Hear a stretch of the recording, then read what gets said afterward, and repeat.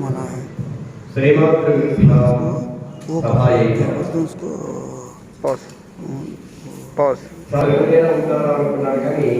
నా ఊహకు అంచనాలకు మించి చాలా బ్రహ్మాండంగా జనాలు వచ్చారు.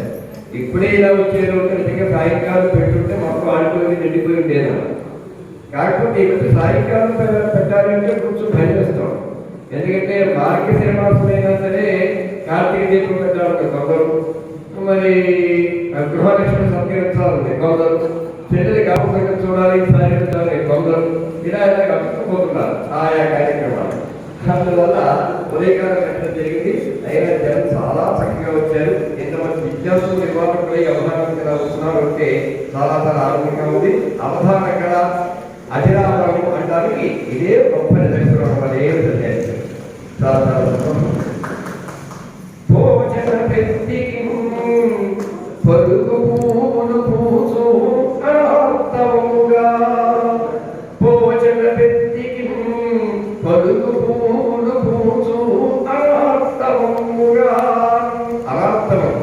అంటే ఋతు సంబంధం లేకుండా పూసేది అర్థం.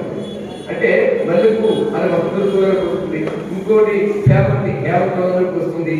కానీ అన్ని ఋతువుల్లోకి వస్తే దాన్ని అనార్థము అంటాం. ఈయన ఋతు సంబంధం లేదు ఇక్కడ కనుక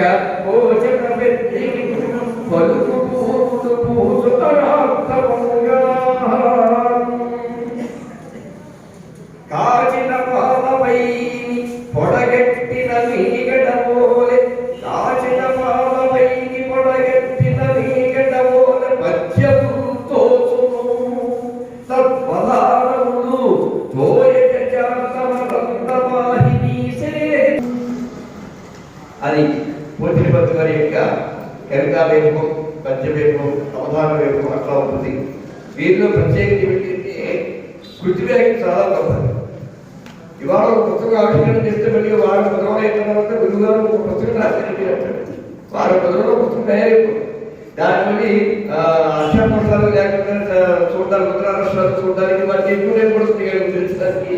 అసలు రాయడానికి సమయం పడదు. అలా ఏంటి పుస్తకాలు రచిస్తాలో అంచేత కృతివేగం చాలా చాలా గొప్పది. ద్రడి మగల ఎట్టి విద్య రస విశిష్టము పద్య నిర్మాణ శక్తి వేగవంతము కృతి సముద్యోగ గరిమా నిలము కోచన వ్యక్తి వాణీ సుతుండు. కనుక అటువంటి వాణీ పుత్రుడు అటువంటి పోతిరెడ్డి గారి యొక్క అవధానం ఇవాళ మనం ప్రారంభించడం. ఈ ఇంట్లో మార్గశిర మాసం వెళ్ళిపోతుంది. మళ్ళీ మనకి భవిష్యత్తు రానున్నది. తొందరలో మకర సంక్రమణ జరుగుతుంది. అందుకని సంక్రాంతి అష్టావధానాలు దీని పేరు కూడా పెట్టారు. మరి రసజ్ఞులైన పండిత వరేణ్యులైనటువంటి వరేణ్యులు కూడా అటువంటి ప్రశ్నలు మనకి లభించారు. చాలా పరమ సౌజన్యమూర్తులు మనకి ముఖ్య అతిథులుగా లభించారు. ఇవాళ కాకినాడ పేరు చెబితే ఏదైనా ఒక శబ్దంలో సందేహం కలిగిన పద్యం నిర్దిష్టంగా ఉందా లేదా అని దాన్ని వడపోయాలన్నా ఒకే ఒక్క దిక్కు ఆయన జీవీఎల్ గారు శాస్త్రయ్యారు. కనుక వారు ఒకసారి చూసి తిప్పి పెట్టారంటే ఇక సందేహం లేదు, అభ్యంతరం లేదు. అటువంటి ఒక ప్రామాణిక పండితులు సభకు అధ్యక్షత వహించడం ఇదంతా చాలా చాలా బాగుంది. ఇంకా మరి ఇప్పటికే పడుకునేది కనుక మా సత్యార్థి గారు మధ్యలో మాట్లాడడం వస్తూనే ఉంటుంది. కాబట్టి ప్రస్తుతానికి ఈ ఆరంభ ప్రసంగానికి స్వస్తిపడికి అవధాని గారిని వారి అవధానం ఇష్టదేవత హంసలతో ప్రారంభించవలసిందిగా కోరుతున్నాం.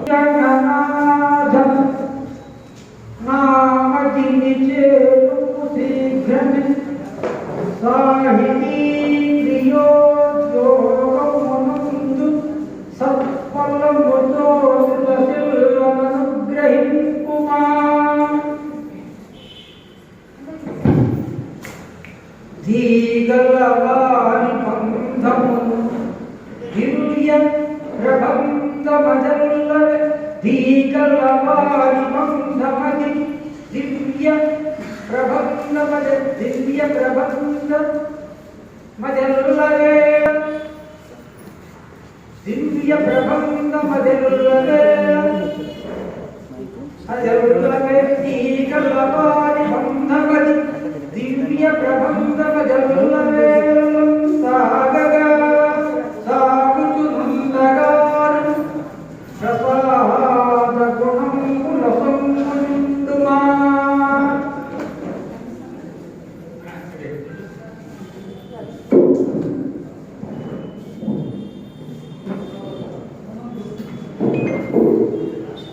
భారతి భారతి మాధవి ఉన్నది మాధవు భాగ్యము భాగ్యము భాగ్యము కీర్తి పొందక ప్రకృతులగా కీర్తన చేసగదిప్పుడు భారతి భారతి భారతి మాధవి ఉన్నది మాధవు భాగ్యము భాగ్యము భాగ్యము కీర్తి కీర్తి కీర్తి కీర్తి పొందక సంస్కృతులగా కీర్తన చేసగదిప్పుడు విస్తారముగా మధురోక్తులు పలుకగా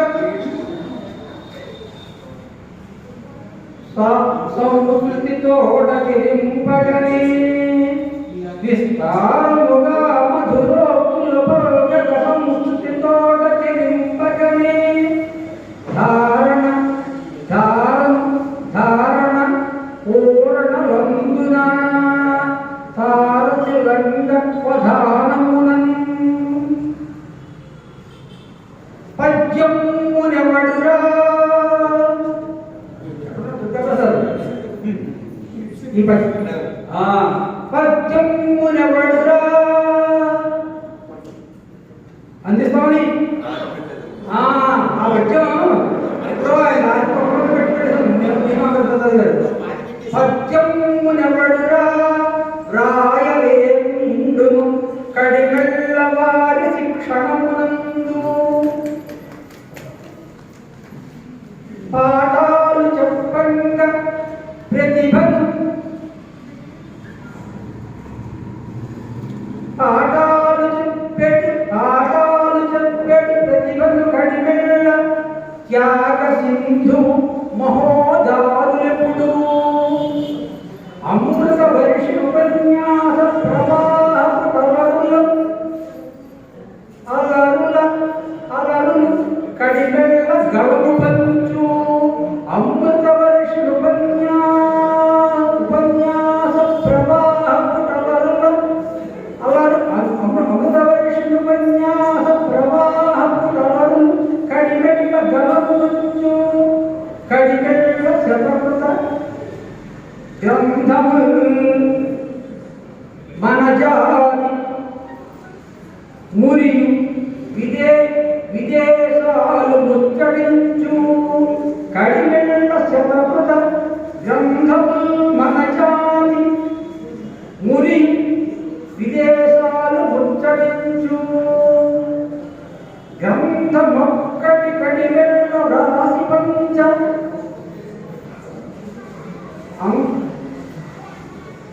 అంతరం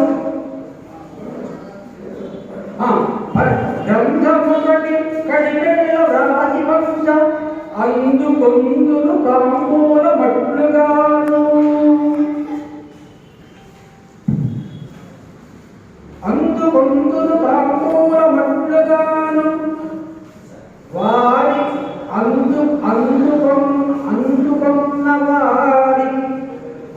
అందుకొన్న వారికి జయం అందుకొన్న వారికి జయము కలిగి బ్రతుకు భాషాభివృద్ధితో పరవశించు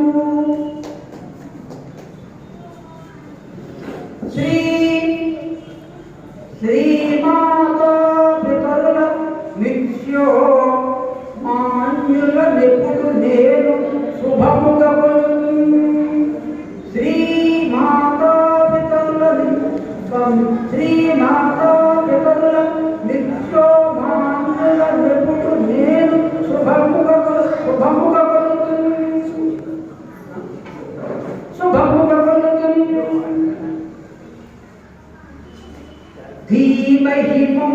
ధీమహిమపొందు పిల్లల క్షేమమును కోరువాడ చిరకాలము.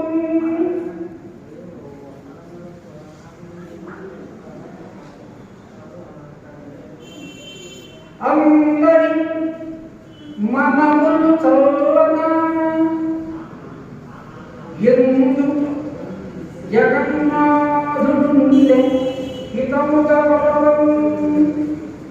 అందరి మనములు చల్లన ఎందు జగన్నాథుడుండే హితముగా వలవన్. ఇందు సభ సాత్రియుండెను పొందు కళామందిరము పొన్నమి వెలుగు. అందరి మనములు చల్లన సౌర జగన్నాథ శాస్త్రి కళామందిరం. అందరి మనములు చల్లన చల ఎందు జగన్నాథుడుండే హితముగా వలవన్. జగన్నాథ ఇందు సభ శాస్త్రియుండెను శాస్త్రి గారు వెంకటహరి శాస్త్రి గారు. పొందు కళామందిరము పొన్నమి వెలుగులు. కళామందిరం పొన్నమి వెలుగులు దశరథుడే కాకుండా వేరొక పొన్నమి దగ్గర పడుతుంది, అది మధ్యలో చెప్తారు.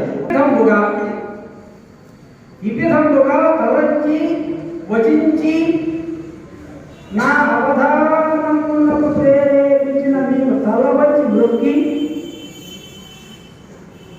అధ్యక్ష సంచాలకులు ఆదేశించవలసిందిగా కోరుతూ పుచ్చకాడి మీ ప్రశ్నలను పంపవలసిందిగా కోరుతూ మీ యాడే మీ అవధాని. సహాయ అవధానాన్ని ఆరంభిస్తాం.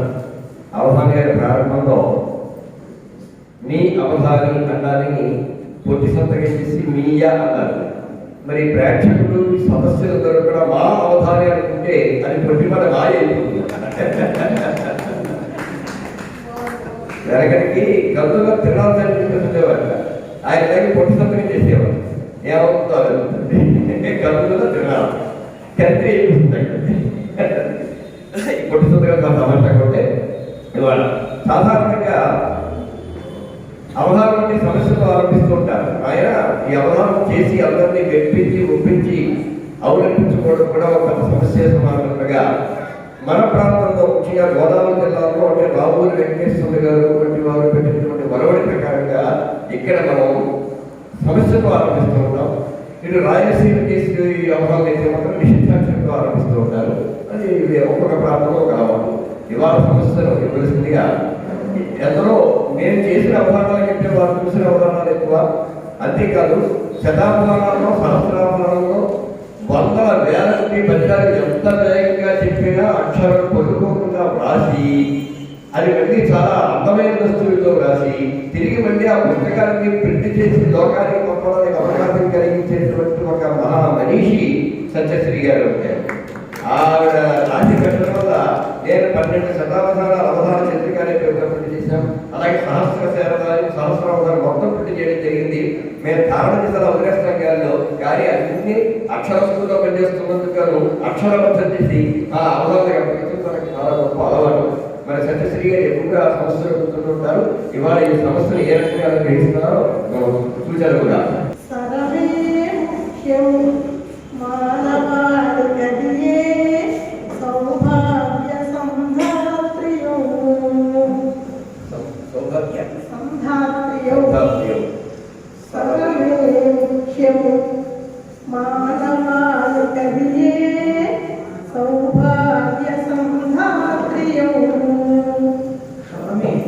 సరళే ముఖ్యం మానవానికి సౌభాగ్య సంధాత్రియౌ.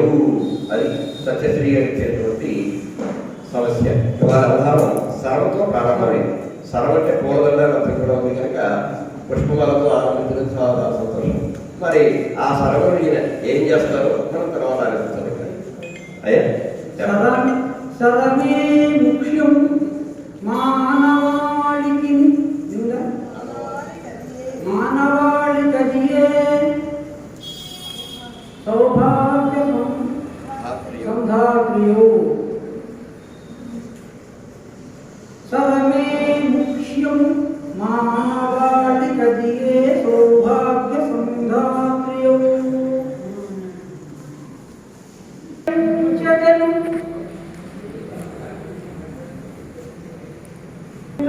సౌఖ్యం యోనీయుమా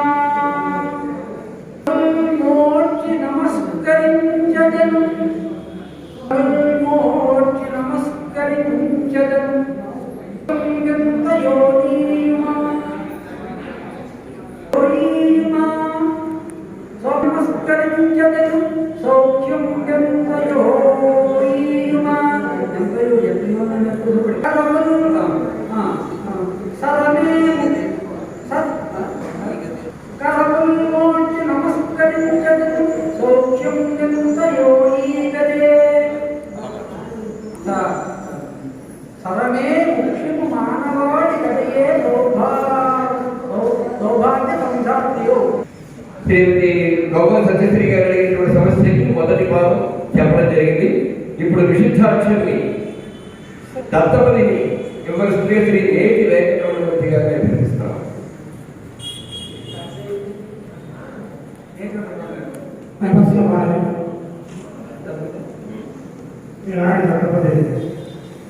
రాజ్యం రాజ్యం భోజ్యం మద్యం సేద్యం రాజ్యం భోజ్యం మద్యము సేద్యం అంటే మీరు మమ్మల్ని ప్రారంభించి కూడా కావు అలా వేసుకున్నా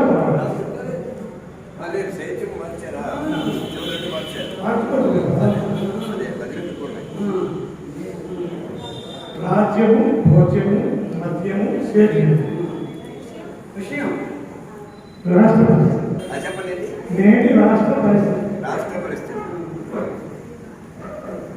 రాజ్యము భోజ్యము మద్యము సేద్యము అనే 4 పదాలు ఇచ్చారు. ఆ 4 ప్రాసఖండిత పదములు కావు. అంటే పద్యంలో ఎక్కడ వెళితే అక్కడ ఒక్కొక్క పదము ఒక్కొక్క భాగంలో పెట్టి ఈనాటి రాష్ట్ర పరిస్థితులను ఉద్దేశించి పద్యం చెప్పమని అడిగారు. మరి మనమంతా ప్రభుత్వ ఉద్యోగం రిటైర్ అయిపోయాము, రిటైర్ పెన్షన్ రాష్ట్ర ప్రభుత్వం తీసుకుంటున్నాం. అందుకని రాజకీయాలకు మాత్రం దూరం అతీతంగా చెప్తారు పద్యం అని చెప్పారు. రాష్ట్ర పరిస్థితి చెప్తారు. అది రాజకీయ పరిస్థితి ఏమన్నా భావించారు. రాజ్యము భాషించనంతయో రాముని రాజ్యము రాముని పాలమున రాజ్యము భాషించనంతయో. ఇది హస్తాక్షరం ఎవరండి? మీరా మేడం గారు? రాజ్యము భాషించనంతయో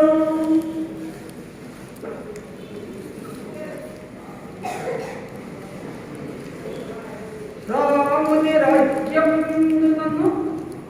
రాముని పాలన రాముడు అంటే రాజ్యం చదువున్నాడు. రాముని పాలన రాజ్యము భాషించనంతయో.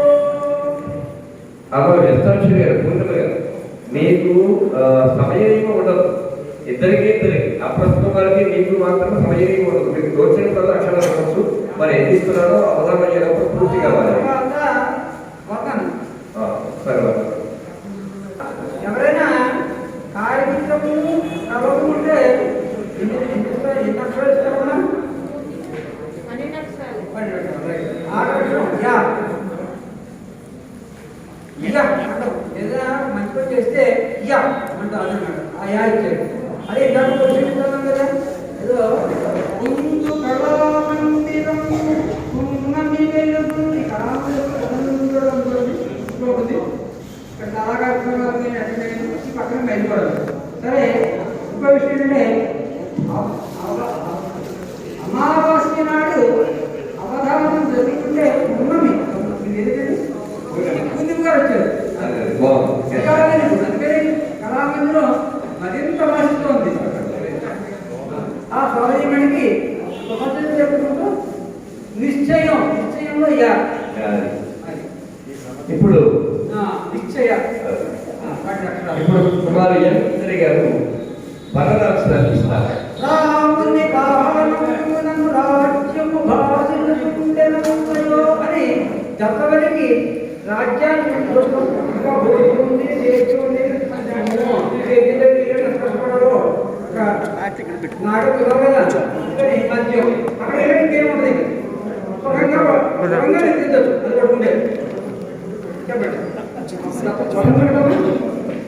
సభ నమస్కారం. నా ఆన్సర్ సంక్రాంతి రిలేటెడ్గా సభ జరుగుతుంది కాబట్టి ఒకప్పుడు సంక్రాంతి అంటే ప్రతి ఇంటి ముందు కూడా రంగవల్లులు, గొబ్బెమ్మలు, వీరంతా కూడా హరిదాసులు గంగలతో కొనసాగుతూ ఉండేది. ఇంటి ముందు అలికిన గాదె నిండా ధాన్యం, కొత్త అల్లుళ్ళు, బంధువులతో ఉంటూ ఉండేది. కాకపోతే వ్యవసాయం దాదాపు కనుమరుగైపోతుంది. కారణాలు ఏమైనా కావచ్చు, వలసపల్లిగా మారిపోతున్నారు రైతు. అయినప్పటికీ కూడా ఇంకా కొంతమంది గ్రామీణులు కొనసాగిస్తున్నారు, గుడ్లు పెట్టుకుంటూ గొబ్బెమ్మలు పెట్టుకుంటూ. అయితే కార్పొరేట్ సిటీలో సంక్రాంతి ఎలా ఉంటుంది? సంక్రాంతి అంటూ మనసు ఉంది. కార్పొరేట్ సిటీలో ఉండే సంక్రాంతి పల్లెటూరు సంక్రాంతి సరిపోల్చుకుంటూ ఉంటే ఎలా ఉంటుందో ప్రతి ఒక్కటి స్వేచ్ఛ చేస్తుంది. పట్ల సంక్రాంతి స్వేచ్ఛ చేస్తుంది, స్వేచ్ఛ చేస్తుంది, స్వేచ్ఛ. పల్లె సంక్రాంతి, పట్టణ సంక్రాంతి ఒకలా ఉంటుంది. మీరు పల్లె సంక్రాంతి చెప్పినా సరే, పట్టణ సంక్రాంతి చెప్పినా సరే, రెండింటికి ఇక్కడ భేదాలు చెప్పినా సరే. అవునండి గారు.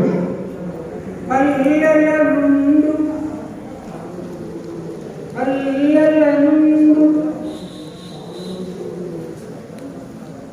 ఉక్కులను భావిని చెప్పగా నాగరంబ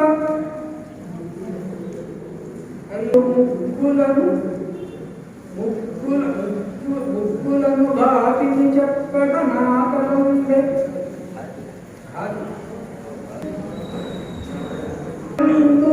ఉక్కులను భావిని చెప్పగా నాగరంబే. నాగరంబే అంటే శ్లేష. నా తల ఉంటుంది, నా తలవాణి.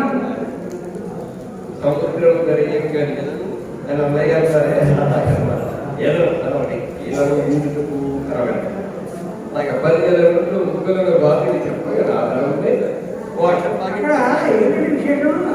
చెప్పబడి రాముని కాలమునము అని చెప్పారు, పల్లెల ముందు ముక్కులను అని చెప్పారు. అక్కడ ఎదిగి ముందుకు వచ్చేటప్పటికి ఆవిడకి వచ్చింది, ఈవిడికి వచ్చింది, ఈయనకి వచ్చింది. పల్లెల ముందు ముక్కులను భావిని చెప్పక నాకడం ఉండే. ఇంకో అక్షరం దాకేమా మేడం? ఇంకో అక్షరం దాకేయండి. ఆ భాగానికి ఇంకొక సుమారు 90 దశకంలో మధ్యలో ఏలూరులో కర్మల ప్రసాద్ గారు, గణపతి పద్మాకర్ గారు జంట చతుర్గుడి నిషేధాన్ని అవగాహన చేశారు. అప్పుడు పాల్గొన్నాడు.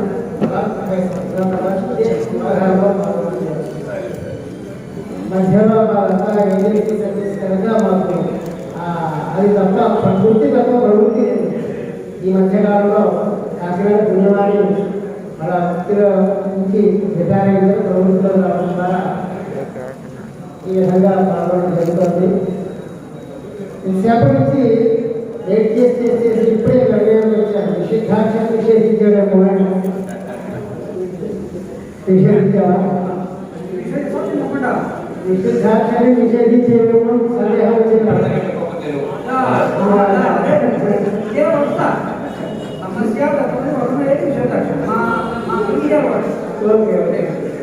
అయితే ఇందాక అధ్యక్షుల వారి ప్రసంగంలో కాకినాడలో ఉండే సాహిత్యం అంతా అలా రాజమహేంద్ర గారు వెళ్ళిపోయిందన్నారు. అది కాదు, నేను వచ్చానని చెప్పి దానికి చెప్తూ మా కొద్దిపతి సుబ్రహ్మణ్య మూర్తి చాలా కష్టం. కోనసీమ వాస్తవ్యుడు ప్రయోజనంలో చదువుకున్నాము. మతానికి చదివి కాకినాడ చేరి స్థిరపడ్డాడు. మరి కాకినాడలో ఏం చూశాడో మరి ఆ చూసిన దాన్ని కాకినాడ పట్టణ సౌభాగ్యాన్ని వారు ఓ కవిలో మా కవిగా ఇస్తారని చెప్పి దాన్ని విభేదిస్తారని చెప్పి నేను అనుకుంటాను. కాకినాడ పట్టణ సౌందర్యాన్ని వర్ణిస్తామని అనుకుంటున్నాను. కాకినాడ నగర సౌందర్యము గత పద్యంలో నిషిద్ధాక్షరి. ఇక్కడ మీరు గమనించాలి, అంటే చాలా వరాలు చూసిన వాళ్ళకి చెప్పక్కర్లేదు, నేను కొత్తగా వచ్చిన వాళ్ళ దగ్గర వారి గురించి వివరిస్తున్నాను. ఇక్కడ సమస్య దత్తమని వర్ణన నిషిద్ధాక్షరి. సమస్య దత్తమని వర్ణన ముగ్గురు అనగానే ఒక్కొక్కరికి ఒక్కొక్క పాదం చెప్పడం జరిగింది. కానీ నిషిద్ధాక్షరికి మాత్రం ఒక్కొక్క అక్షరమే చెప్పాలి. ఓ అక్షరం చెప్పిన వెంటనే తర్వాత అక్షరం ఏం వేద్దాం అనుకుంటున్నారు అమ్మవారి గారు అని ముందుగా పసిగెత్తగలిగినటువంటి సమర్థం కావాలంటే అక్కడ కూర్చోబెట్టాలి. నేతి వారికి సామర్థ్యం మనకి తెలుసు. అసలు నెయ్యి కూడా సామర్థ్యం ఎలా ఉంటుంటే పాలు పెరుగుగా మారు, పెరుగు మజ్జిగగా మారు, అది గన్నగా మారు, కాబట్టి గన్న నెయ్యిగా మారు, ఇంకా నెయ్యిగా మారుకోవాలి. నెయ్యి అంటే ఫైనల్ అన్నమాట. అంటే సామర్థ్యానికి ఫైనల్ స్టేజ్ నేటి మన వెంకటరమణమూర్తి గారి.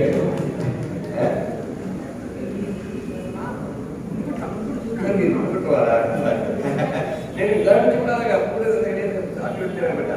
సరే, ఇప్పుడు సామర్థ్యం ఉన్న వాళ్ళని అక్కడ కూర్చోబెట్టా కాబట్టి నేను పక్కన కూర్చున్నారు. అది అంటే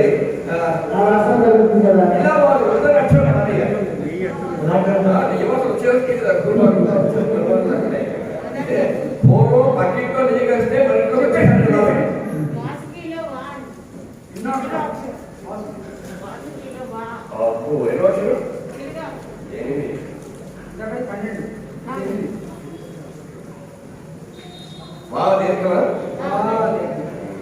బ్రహ్మాండం ఆయన ఇచ్చారు.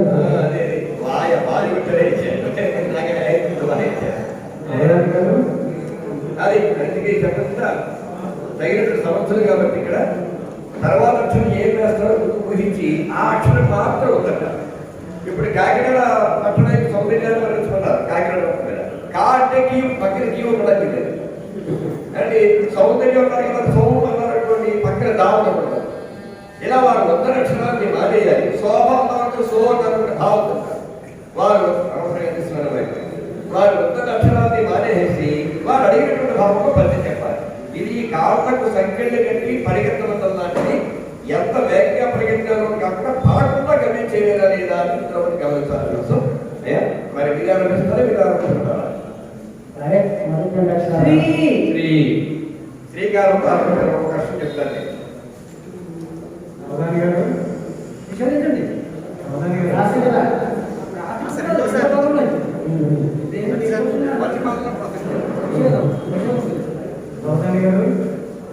పద్యాన్ని చాలా పవిత్రంగా భావిస్తాం కదా. పద్యాన్ని చాలా పవిత్రంగా భావిస్తాం పద్యాన్ని చాలా పవిత్రంగా భావిస్తాం కదా. మరి దాని పాదాలతో పోలుస్తారు. మొదటి పాదం, రెండవ పాదం, మూడవ పాదం పాదాలతో పోలుస్తారు. పద్యం చాలా పవిత్రమైంది కదా. మొదటి పాదం, రెండవ పాదం అంటారు కదా, పాదాలతో పోలుస్తారు. పాదాలందించి ఎవరు సరస్వతిదే పాదాలు భావిస్తున్నాం మేము. మీరందరూ పాదాలు కాదు, ఏదో అలర్చనగా తిరిగి పాదాలు, చేతుకోటి పాదాలు అనుకుంటారు మీరు. మేము సరస్వతి పాదాలు భావిస్తున్నాం.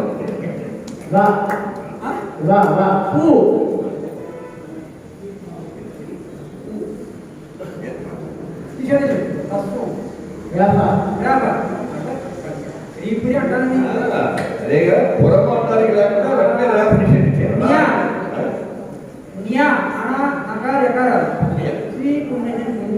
భావిస్తున్నాను.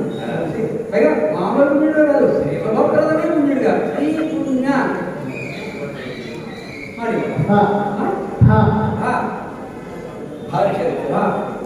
శ్రీ పుణ్యకు బాగా చెప్పారు. మీరు బుక్కులు వేస్తారు ఊహించారు కూడా బాగా దాన్ని బుక్కెప్పుడు వేస్తారేమో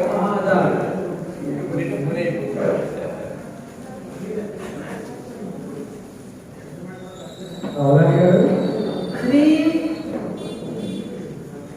గాం గాం గాం చెప్పు శ్రీ పుణ్యగామల ఇది సంస్కృతంలో అనుకుంటున్నారేమో శ్రీ పుణ్యగామ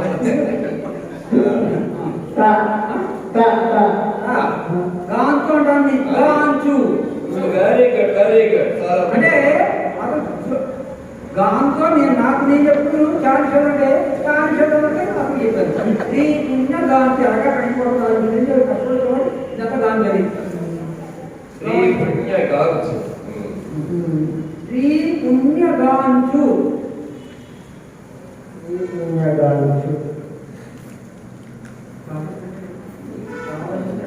నేను చెప్పాను కదా రామ మన ఇద్దరు అమ్మయ్య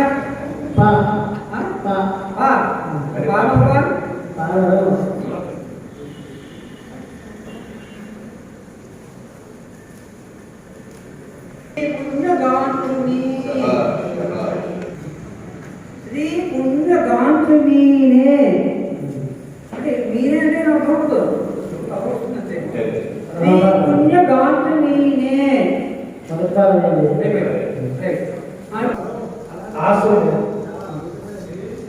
శ్రీచక్ర సంచారిణి అని అమ్మవారి దత్త పరాంబిక పట్టాధికారిని మనం వచ్చేటువంటి అమ్మవారిని లలితాసనం మీ సూచ్యమైన హృదయంతో పద్యరూపంలో మీ స్వేచ్ఛావృతంతో వర్ణించవలసిందిగా కోరుతాం.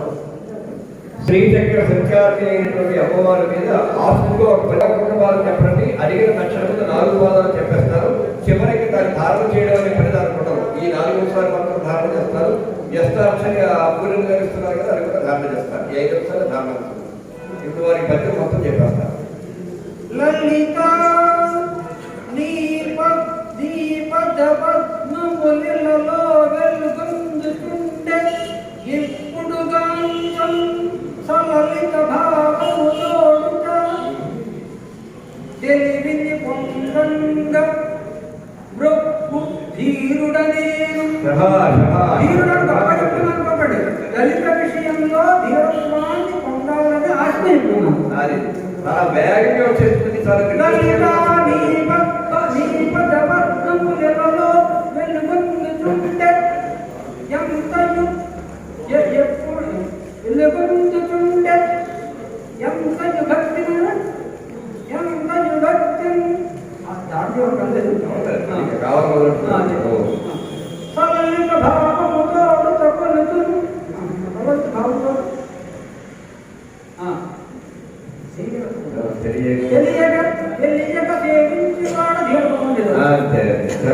చాలా హాయిగా చాలా స్థితి వచ్చి పక్కేవారు చాలా వేగంగా శ్రీచక్ర మంచాలని అడిగాడు ఆలోచిస్తుంది. ఈ సృష్టి అంతా కూడా లలితమయం.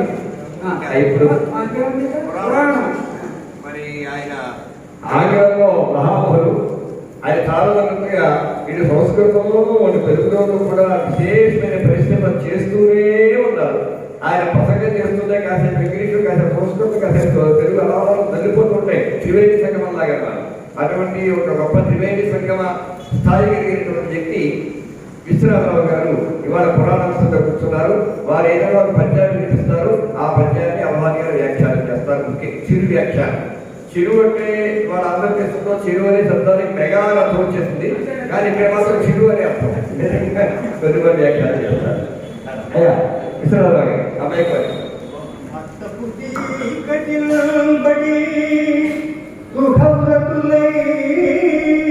విషయ ప్రవిష్టులై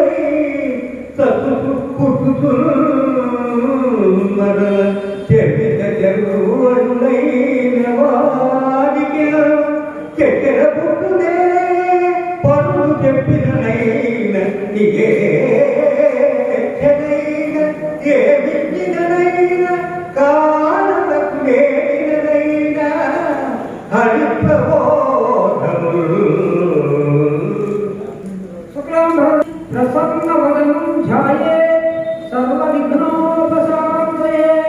పోతన గారు రచించిన భాగవతం అంతా ఒక ఎత్తు, ప్రహ్లాద చరిత్ర ఒక ఎత్తు. అలా పదంలోనూ ఉంది ప్రహ్లాదము. అంతా చేసి అంత ప్రహ్లాద కలుగుతూ ప్రహ్లాద చేస్తే అంత ఆనందం కలుగుతుంది. సరే తండ్రి హిరణ్యకశిపుడు ఆయన పరమ రాక్షసుడు, ఈయన భక్తుడు. ఎన్ని ఎలా కుదుర్చాయి? 6 3 పొత్తుంది కానీ 3 6 పొత్తుండదు. అలాగా ఏదో 2 మంది పురమాయించాడు. అవన్నీ కూడా నేర్పించుకున్నాడు నేర్పించుకున్నాడు. ఏది ఏం చెప్తున్నా అది ఒకటి ఎక్కడిపోతున్నా నా ఉదాహరణ నేను ఎలా ఉన్నానో ప్రహ్లాదు కూడా ఆలోచిస్తూ ఉన్నాడు. అరే పుత్రుడా రారా, ఏ చదువుకున్నా చెప్తాను అడుగు కూతురా అన్నాడు. అక్కడ ఏముంది ఇదంతా కూడా ప్రపంచంతా కూడా చేయడమే కదా. ఎప్పటికైనా మనం మోక్షం కలగాలంటే నాయన తండ్రి ఓ నా గురువా భగవంతుని స్మరించాలి. భగవంతుని చేరితేనే భగవంతుని కొలిస్తేనే కలిగించగలము. ఆ విషయాలు తెలుసుకోవాలి. అంతా అందించుకుంటే ఎందుకు అందుకని తండ్రి గారి వాడిని తండ్రి గారికి ఒకరు పనికొంది సత్య ప్రజాప్యాసం. ఇక్కడికి ఆ ప్రహ్లాదోపాఖ్యానంలో ఉన్న పద్యాల వ్యాఖ్యానించడంతో పురాణోత్తు కూడా పూర్తయింది. ఇక్కడికి అవధానంతో ఒక అధ్యాయం పూర్తయింది. 4 అధ్యాయాల అవధానంలో